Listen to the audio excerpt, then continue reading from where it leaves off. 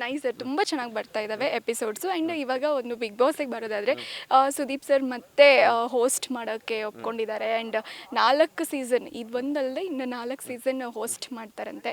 So ಈ ಸುದ್ದಿ ಕೇಳಿದಾಗ ನಿಮಗೆ ಏನು ಅನ್ನಿಸ್ತು? Madam, first of all Sudeep sir ನಾನು ಯಾವಾಗಲೂ ಹೇಳೋದು, ದೇವಸ್ಥಾನದಲ್ಲಿ ದೇವರಿಲ್ಲ ಅಂತಂದರೆ ಅದು ಏನೇ ಇದ್ರೂ ಚೆನ್ನಾಗಿರಲ್ಲ ಅಂತ. ಸೊ ದೇವ್ರು ಬರೋಕ್ಕೆ ಒಪ್ಕೊಂಡಿದ್ದು ನನಗೆ ಖುಷಿ ಆಯಿತು. ಅಂದರೆ ಸುದೀಪ್ ಸರ್ ಮತ್ತೆ ಮಾಡ್ತಾ ಇರೋದಕ್ಕೆ ಒಪ್ಕೊಂಡಿದ್ದು ಖುಷಿ ಆಯಿತು. ಆ್ಯಂಡ್ ಮೋರ್ ಓವರ್ ಇನ್ನೊಂದೇನು ಅಂತಂದರೆ ಅವ್ರು ಮಾಡಿದಂಥ 3 ವಿಷಯಗಳೇನಿದೆ ಡಿಮ್ಯಾಂಡ್ ಮಾಡಿದ್ರು, ಬಿಗ್ ಬಾಸ್ ಹೌಸಿಗೆ ಇದು ಬರಬೇಕು, ಈ ಥರದ ವಿಷಯಗಳೆಲ್ಲ. ಸೊ ಆ ಕಂಡೀಷನ್ ಮೇಲೆ ಮತ್ತೆ ಬಂದಿದ್ದು.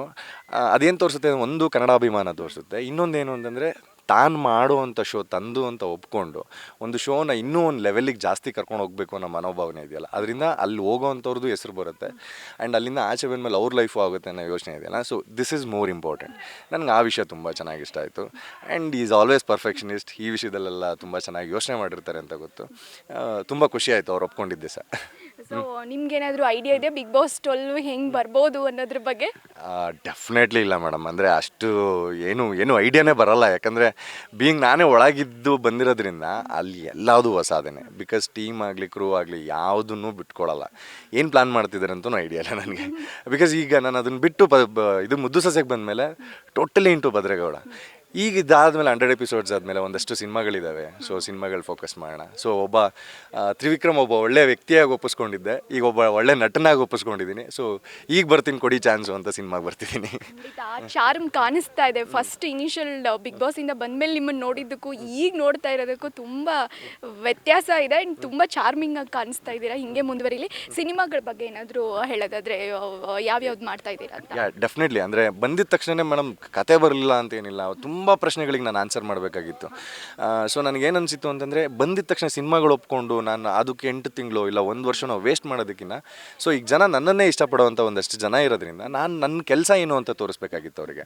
ಸೊ ಇನಿಷಿಯಲಿ ನನಗೆ serial is A good option ಅಂತ ಅನಿಸಿದ್ದು ಅದಕ್ಕೆ. ಒಂದು ವರ್ಸಟೈಲ್ ಆ್ಯಕ್ಟರ್ ಆಗಿ ನಾನು ಏನೇನೆಲ್ಲ ಮಾಡ್ಬೋದು ಅಂತ ಅಂದ್ಬಿಟ್ಟು ಭದ್ರೇಗೌಡನಾಗಿ ನಾನು ಅದನ್ನು ಪ್ರೂವ್ ಮಾಡಿಕೊಂಡೆ. ಯಾರ್ಯಾರಲ್ಲಿ ನನಗೆ ಬೆಸ್ಟ್ ಕತೆಗಳು ಅಂತ ಬಂದಿತ್ತು ಅದನ್ನು ನಾನು 2 ಸೆಲೆಕ್ಟ್ ಮಾಡ್ಕೊಂಡಿದ್ದೀನಿ madam.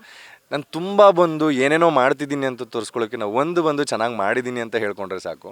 So I'm trying to do that. ಸೆಪ್ಟೆಂಬರಿಂದ ಸ್ಟಾರ್ಟ್ ಆಗತ್ತಿದೆ. ಬಿಕಾಸ್ 100 ಎಪಿಸೋಡ್ವರೆಗೂ ಸೀರಿಯಲಲ್ಲಿ ಫ್ರೀನೇ ಇರಲ್ಲ ಮೇಡಮ್. 50 ಎಪಿಸೋಡ್ಸ್ಗಂತೂ ಮನೆಗೆ ಕಳಿಸಲ್ಲ. ಇನ್ನು 50 ಎಪಿಸೋಡ್ಸ್ ನೈಟ್ ಮಲಗಕ್ಕೆ ಬಿಡಲ್ಲ. ಈ 100 ಎಪಿಸೋಡ್ಸ್ ತನಕ ಫ್ರೀ ಇರಲ್ಲ. ಈಗ ನನಗೆ ಟೈಮ್ ಸಿಗ್ತಾ ಇದೆ. And I'm focusing on cinema. ಈ ವರ್ಷ 2 ಸಿನಿಮಾ ಮೇಲೆ ಫೋಕಸ್ ಮಾಡ್ತೇವೆ. ಸೆಪ್ಟೆಂಬರಿಂದ ಶುರು ಆಗುತ್ತೆ. ಸೊ ಎಲ್ಲ ನಿಮ್ಗಳಿಗೂ ಸೇರೇ ಮಾಡೋದು. ಸೊ ನಿಮ್ಗಳ ಪ್ರೀತಿ ವಿಶ್ವಾಸ ಇದೇ ಥರ ಇರಲಿ ಅಂತ ಕೇಳ್ಕೊತೀನಿ. ಖಂಡಿತ ಸರ್. ಇನ್ನೊಂದು ರಜತ್ ಅವ್ರು ಏನಾದರೂ ನಿಮ್ಮ ಸೀರಿಯಲ್ಗೆ ಗೆಸ್ಟ್ ಅಪಿಯರೆನ್ಸ್ ಮಾಡ್ತಾ ಇದ್ದಾರಾ ಹೆಂಗೆ? ಇಲ್ಲ, ಬರಬೇಕಾಗಿತ್ತು ಅವನು. ಇವರಿಬ್ರು ಬಂದ್ರೆ ಅವಾಗ ವಿಡಿಯೋ ಕಾಲ್ ಮಾಡಿದೆ. ಅವಾಗ ಹೇಳ್ದ ಬರಬೇಕಾಗಿತ್ತು ಮಚ್ಚ, ನಾನು ಅದಕ್ಕೆ ಬರಲಿಲ್ಲ.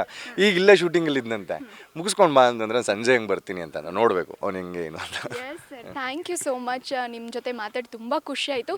ಈ 100 ಹಾಗೆ 1000 ಗಡಿ ದಾಟಲಿ ಅಂತ ನಾನು ಆಶಿಸ್ತೀನಿ. ಯಾವ್ಯಾವ ಸಿನಿಮಾಗಳು ಒಪ್ಕೊಂಡಿದ್ದೀರೋ ಎಲ್ಲ ಬ್ಲಾಕ್ ಬಸ್ಟರ್ ಆಗಲಿ. ನಿಮ್ಮ ಅಭಿಮಾನಿಗಳು ಕಾಯ್ತಾ ಇದ್ದಾರೆ, ವೀಕ್ಷಕರು ಕಾಯ್ತಾ ಇದ್ದಾರೆ. ಆದಷ್ಟು ಬೇಗ ತೆರೆ ಮೇಲೆ ಬನ್ನಿ ಅಂತ ಆಶಿಸ್ತೀನಿ. Thank you sir. Thank you so much. Thank you.